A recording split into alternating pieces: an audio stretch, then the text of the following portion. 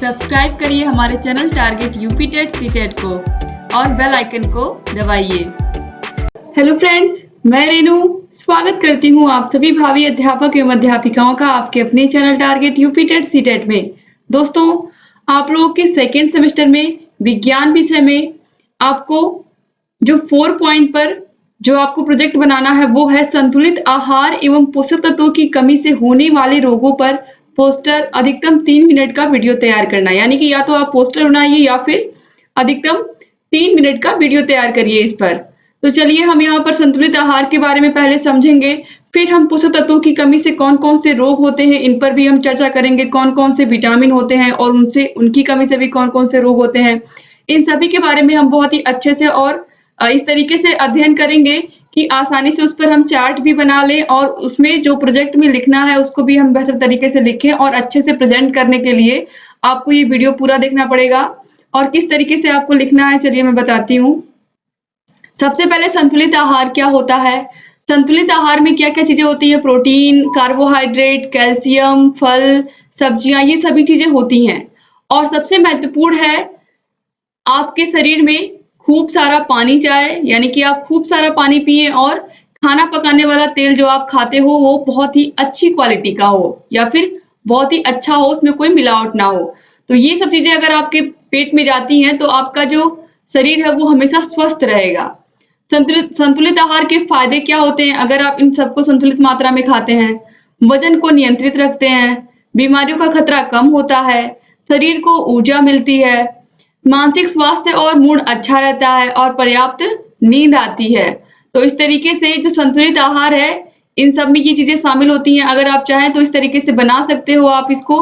और यहाँ पर प्रोटीन, कार्बोहाइड्रेट केवल यही आप लिख दोगे। अगर फिगर नहीं भी बनाना चाहो तो भी, क्योंकि फिगर थोड़ा टफ होगा कुछ बच्चों के लिए जिनको आर्ट नहीं अच्छे से आती है, तो आप केवल लिख करके भी इसको इस तरीके से चक्र बना सकते हो। और अब आगे हम देखते हैं संतुलित आहार क्यों जरूरी है। शरीर के अंगों को प्रभावी ढंग से काम करने के लिए उचित पोषण की आवश्यकता होती है। पोषण के बिना शरीर की बीमारी, संक्रमण और खराब प्रदर्शन की संभावना होती है। एक कमजोर आहार के साथ बच्चे की वृद्धि और विकास की समस्याएं उत्पन्न हो सकती हैं।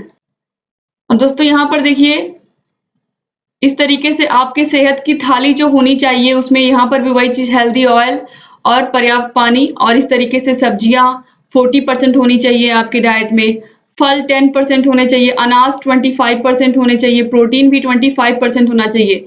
यानी कि प्रोटीन, ग्रेन्स, फ्रूट्स, वेजिटेबल्स ये सब आपके स्वास्थ्य के लिए बहुत ही महत्वपूर्ण है। और इस तरीके से भी आप बहुत अच्छे से अपने सेहत की थाली बना सकते हैं और देखने में भी बहुत अट्रैक्टिव लगेगा आपका प्रोजेक्ट। अब इसके बाद दोस्तों देखिए, और यहाँ पर भी वही चीज बताई गई है संतुलित आहार में क्या क्या चीजें होती हैं और कैसे आपको इनको, यहाँ पर देखिए खाद्य पदार्थों के समूहों में किस तरीके से इनको यहाँ पर डिवाइड किया गया है। आप देख सकते हैं वसा, तेल, चीनी और नमक कम मात्रा में खाना चाहिए। फिर मीट और अन्य मांसाहारी खाद्य पदार्थ पूरे दिन में 2 या 3 बार लें। फल या सब्जियां पूरे दिन में 2 बार इनका सेवन करें। और चावल या इससे जुड़े खाद्य पदार्थ पूरे दिन में 5 से 7 बार आप सेवन कर सकते हैं। तो क्या ज्यादा मात्रा में खाएं आप देख सकते हैं और क्या कम मात्रा में खाएं, इस तरीके से ये पिरामिड बनाया गया है।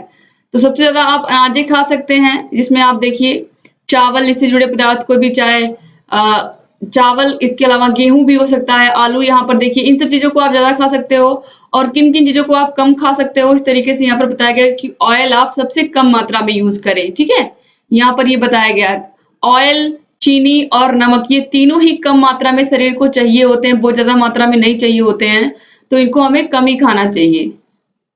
ठीक है, अब यहाँ पर देखिए यहाँ पर भी वही चीज बताई गई है। ये सब दोस्तों मैं यहाँ पर आपको बता रही हूँ कि आप अधिक से अधिक यहाँ पर आपको जो फिगर सरल लगेगा, जो अच्छा लगेगा वो आप बना सकते हैं और इस तरीके से इसको यहाँ पर देखिए आप दर्शा सकते हैं अच्छे से। और यहाँ पर भी वही चीजें बताई गई हैं। ठीक है, कितना पानी लेना है, किस तरीके से, यहाँ पर देखिए सही आहारों में क्या क्या फल और सब्जियां अधिक मात्रा में लें, दूध और दुग्ध उत्पाद भरपूर मात्रा में सेवन करें, खाने और पेय चीनी और फैट में अधिक संयम से सेवन करें, यानी कि चीनी की से बनी हुई चीजें और जो तेल है इनका एक संयमित मात्रा में आप यूज करें। अनाज और दालें पर्याप्त मात्रा में सेवन करें, अनाज और दालों का जितना आप कर सकते हैं। ठीक है, इस तरीके से आप ये पूरा बना सकते हैं आहार तालिका की तरह इसको। अब इसके बाद दोस्तों यहाँ पर देखिए, ये भी अगर आप चाहो तो बना सकते हो, बहुत ही इजी फिगर है। यहाँ पर देखिए हेल्दी ईटिंग प्लेट, बहुत ही आसानी से इसको आप बना सकते हो कलरफुल तरीके से करके। और जैसे मैंने अभी आपको दिखाया था खाने की थाली, आहार थाली, उसी तरीके से यहाँ पर ये बनाया गया है सिंबॉलिक, इसको भी आसानी से आप बना सकते हो।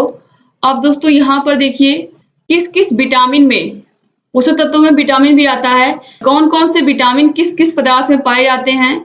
तो यहाँ पर देखिए कौन कौन से विटामिन किन किन आहारों में पाए जाते हैं, ये जानना आप लोगों के लिए बहुत ही महत्वपूर्ण है। जैसे विटामिन ए गाजर, शकरकंद, मेथी, पत्ता गोभी, हरी पत्तेदार सब्जियों में पाया जाता है। विटामिन बी साबुत अनाज, अंडे, दूध, दुग्ध उत्पाद, हरी पत्तेदार सब्जियां, फलियां आदि में पाया जाता है। विटामिन सी खट्टे फल जैसे संतरा, मौसमी, स्ट्रॉबेरी, टमाटर, खरबूजा, इसके अलावा नींबू में और आंवले में भी पाया जाता है विटामिन सी। विटामिन डी सूर्य की किरणें, दूध, अंडे, मछली से मिलता है। विटामिन ई बादाम, अखरोट, सूरजमुखी के बीज, पपीता, कद्दू से मिलता है। विटामिन के पत्ता गोभी, फूल गोभी, हरी पत्तेदार सब्जियां, पालक, मेथी आदि से मिलता है। यहाँ पर देखिए आयरन और कैल्शियम किससे मिलता है। आयरन देखिए साबुत अनाज से मिलता है, फलियां से मिलता है, सूखे मेवे से मिलता है और हरी पत्तेदार सब्जियों से मिलता है। और कैल्शियम पालक, मेथी, दही और बथुआ, टोक, दूध, कम वसा वाले इन सभी से मिलता है। तो ये जो पोषक तत्व होते हैं शरीर में हमारे, इनसे क्या क्या चीजें मिलती हैं। अब चलिए इसको कैसे आपको लिखना है प्रोजेक्ट में, ये देख लीजिए। पोषक तत्वों की कमी से कौन कौन से रोग हो जाते हैं, क्योंकि ये भी एग्जाम में आपके पूछा है। आपको जो प्रोजेक्ट वर्क मिला है उसमें ये पूछा है, तो किस तरीके से आपको इसको बनाना है ये आप देख सकते हो। अगर आप चाहो तो इस तरीके से बना सकते हो। अब चलिए यहाँ पर देखते हैं किस किस पोषक तत्व की कमी से कौन कौन से रोग हो जाते हैं और कैसे उससे हमें बचना है। कार्बोहाइड्रेट, प्रोटीन, खनिज, लवण, जल, विटामिन, वसा, न्यूक्लिक अम्ल आदि को पोषक तत्वों में सम्मिलित किया गया है, अर्थात इन सभी रसायनों को ही पोषक तत्व कहा गया है। यदि कोई मनुष्य इसको नजरअंदाज करे या लापरवाही बरते तो यह गलती भारी पड़ सकती है तथा वह अनेक रोगों से ग्रस्त हो जाता है, जिसमें से कुछ रोग लाइलाज भी हो सकते हैं। पोषक तत्वों की कमी आने से मानव शरीर के प्रतिरक्षा तंत्र पर विपरीत प्रभाव पड़ता है और रोग प्रतिरोधक क्षमता कमजोर हो जाती है, जिससे सर्दी, जुकाम, बुखार, सर दर्द जैसी साधारण रोगों से लड़ने की शक्ति कमजोर पड़ जाती है तथा वह रोगों से घिर जाता है। मानसिक समस्या जैसे बार बार भूलना, दिमाग की नसों में खिंचाव, मेटाबॉलिज्म कमजोर पड़ना जैसी तकलीफें भी पोषक तत्वों की कमी के कारण ही पैदा हो सकती। हड्डियों व मांसपेशियों का कमजोर पड़ जाना, ऑस्टियोपोरोसिस की समस्या तथा दांतों संबंधी तकलीफ, शारीरिक बल कम होना आदि समस्याएं पोषक तत्वों की कमी से उत्पन्न होती हैं। शरीर में आवश्यक पोषक तत्वों की कमी की कम मात्रा से पेट से संबंधित गड़बड़ी हो जाती है, जैसे कि दस्त, कब्ज, पाचन शक्ति कमजोर होना, पेट दर्द या पेट में इंफेक्शन आदि भी हो जाता है। कैल्शियम, विटामिन, पोटेशियम जैसे पोषक तत्वों की कमी से रिकेटस रोग हो जाता है। इसमें मानव शरीर में हड्डियों की संरचना बिगड़ जाने से विकृति पैदा हो जाती है। मधुमेह, डायबिटीज भी पोषक तत्वों की कमी से हो सकता है, जो कि अन्य रोगों को भी निमंत्रण देता है, जैसे मोटापा बढ़ना, रक्तचाप बढ़ना, घावों का देरी से ठीक होना जैसी परेशानियां भी हो जाती हैं। एनीमिया, पेलाग्रा, स्कर्वी, वेरी एलर्जी, पायरिया, रतौंधी, दूरदृष्टि रोग व निकट दृष्टि रोग, अल्सर, मुंह के छाले, तपेदिक आदि बीमारियां भी शरीर में आवश्यक पोषक तत्वों की कमी से हो सकती हैं। अब यहाँ पर कुछ विटामिन दिए हुए हैं और इन विटामिन की कमी से क्या क्या चीजें हो जाती हैं, कैसे इनसे बचा जा सकता है, तो इसके बारे में हम देख लें। विटामिन ए, सबसे पहले विटामिन ए दो फॉर्म में पाए जाते हैं, रेटिनॉल और कैरोटीन। विटामिन ए आंखों के लिए बहुत जरूरी होता है। यह विटामिन शरीर में अनेक अंगों जैसे त्वचा, बाल, नाखून, ग्रंथि, दांत, मसूड़ा और हड्डी को सामान्य रूप से बनाए रखने में मदद करता है। विटामिन ए की कमी से ज्यादातर आंखों की बीमारियां होती हैं, जैसे रतौंधी, आंख के सफेद हिस्से में धब्बे। यह रक्त में कैल्शियम का स्तर बनाए रखने में भी मदद करती है और हड्डियों को मजबूत करती है। विटामिन बी हमारी बाहरी कोशिकाओं में पाए जाने वाले जीन, डीएनए को बनाने में उनकी मरम्मत में सहायता करता है। इसके कई कॉम्प्लेक्स होते हैं, B1, B2, B3, B5, B6, B7 और B12। यह बुद्धि, रीढ़ की हड्डी और नसों के कुछ तत्वों को बनाने में मदद करता है। लाल रक्त कणिकाओं का निर्माण भी इसी से होता है। इसकी कमी से बेरी-बेरी त्वचा की बीमारियां, एनीमिया, मंद बुद्धि जैसी कई खतरनाक बीमारियां हो सकती हैं। इसका आनुवंशिक कारण भी हो सकता है। आंखों एवं वजन घटाने की सर्जरी कराना भी इसके लिए जिम्मेदार हो सकता है। शाकाहारी लोगों में इसकी कमी आम बात हो जाती है क्योंकि यह विटामिन ज्यादातर जानवरों में ही पाया जाता है। इसके बाद विटामिन सी है। विटामिन सी शरीर की मूलभूत रासायनिक क्रियाओं में यौगिकों का निर्माण और उन्हें सहयोग करता है, तंत्रिकाओं का संदेश पहुंचाना या कोशिकाओं तक ऊर्जा प्रवाहित करना आदि। विटामिन सी मानव शरीर के सामान्य कामकाज के लिए आवश्यक है। यह एस्कॉर्बिक अम्ल होता है जो कि हर तरीके के सिट्रस फल में जैसे नींबू, संतरा, अमरूद, मौसमी आदि में पाया जाता है। विटामिन सी की कमी से स्कर्वी नामक रोग हो सकता है, जिससे शरीर में थकान, मांसपेशियों की कमजोरी, जोड़ों और मांसपेशियों में दर्द, मसूड़ों से खून आना, टांगों के चकत्ते पड़ने जैसी दिक्कतें हो जाती हैं। विटामिन सी की कमी से शरीर छोटी-छोटी बीमारियों से लड़ने की ताकत भी खो देता है, जिसका नतीजा बीमारियों के रूप में सामने आता है। अब विटामिन डी के बारे में हम देखते हैं। विटामिन डी का सबसे अच्छा स्रोत सूर्य की किरणें हैं। जब हमारे शरीर की खुली त्वचा सूरज के अल्ट्रावायलेट किरणों के संपर्क में आती है तो ये किरणें त्वचा में अवशोषित होकर विटामिन डी का निर्माण करती हैं। अगर सप्ताह में 2 बार 10 से 15 मिनट तक शरीर की खुली त्वचा पर सूर्य की अल्ट्रावायलेट किरणें पड़ती हैं तो शरीर की विटामिन डी की पूर्ति हो जाती है। इसकी कमी से हड्डियां कमजोर हो जाती हैं, हाथ और पैर की हड्डियां टेढ़ी भी हो जाती हैं। मोटापा बढ़ने के साथ ही शरीर में विटामिन डी का स्तर कम हो जाता है। जो लोग मोटापे जैसी बीमारी से ग्रस्त हैं उन्हें विटामिन डी की कमी को पूरा करने के साथ साथ मोटापे को भी नियंत्रित करना चाहिए। अब देखिए विटामिन ई में क्या क्या चीजें हैं। विटामिन ई शरीर की रोग प्रतिरोधक क्षमता मजबूत बनाए रखने, शरीर को एलर्जी से बचाए रखने, कोलेस्ट्रॉल को नियंत्रित रखने में प्रमुख भूमिका निभाता है। विटामिन ई वसा में घुलनशील विटामिन है। यह एक एंटीऑक्सीडेंट के रूप में भी कार्य करता है। इसके 8 रूप होते हैं। इनकी कमी से जनन शक्ति में कमी आ सकती है।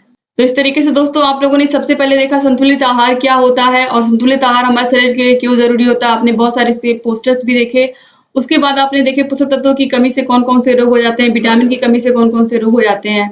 तो उम्मीद करती हूँ ये पूरा प्रोजेक्ट आपको समझ में आया होगा और आप लोग इसको अच्छे से बनाएंगे और बहुत ही अच्छे से आप इसको अपने कॉलेज में प्रेजेंट भी करेंगे। तो दोस्तों इसका अगर आपको पीडीएफ चाहिए तो पीडीएफ के लिए आपको हमारे टेलीग्राम चैनल को ज्वाइन करना होगा। टेलीग्राम चैनल का लिंक आपको इसी वीडियो के नीचे डिस्क्रिप्शन बॉक्स में मिल जाएगा। इसके अलावा आप टेलीग्राम ऐप पर टारगेट यूपी टेट सीटेट को सर्च करके वहां से भी हमारे चैनल से जुड़ सकते हैं। और दोस्तों अगर अभी तक आपने हमारे चैनल को सब्सक्राइब नहीं किया तो प्लीज तुरंत सब्सक्राइब कर दीजिए और घंटी के निशान को जरूर दबा दीजिए, जिससे हम जो भी नई वीडियोस बनाते हैं उसका नोटिफिकेशन आपके पास समय से पहुंच जाए और आप हमारे सभी वीडियोस को लगातार ऐसे ही देखते रहें। क्योंकि जितने भी प्रोजेक्ट कार्य हैं आपके हम सभी को करवाएंगे, कुछ भी इसमें से नहीं छोड़ेंगे और लगातार आप लोगों के लिए ऐसे ही हम सभी वीडियोस लेकर के आते रहेंगे, चाहे वो स्टडी की वीडियोस हो, आप लोगों के क्लासेस की, सभी सब्जेक्ट के। इसके अलावा आप लोगों के एग्जाम से रिलेटेड कोई भी न्यूज होती है तो हम लोग उसको तत्काल आप लोगों को देते हैं। दोस्तों ऐसे हमारे चैनल से बने रहिए और सभी वीडियोस को देखते हुए रहिए। वीडियो में शुरू से लेकर के अंत तक बने रहने के लिए एक बार फिर से आप सभी लोगों का बहुत बहुत धन्यवाद। मिलते हैं नेक्स्ट वीडियो में, तब तक के लिए अपना ख्याल रखिएगा दोस्तों। जय हिंद।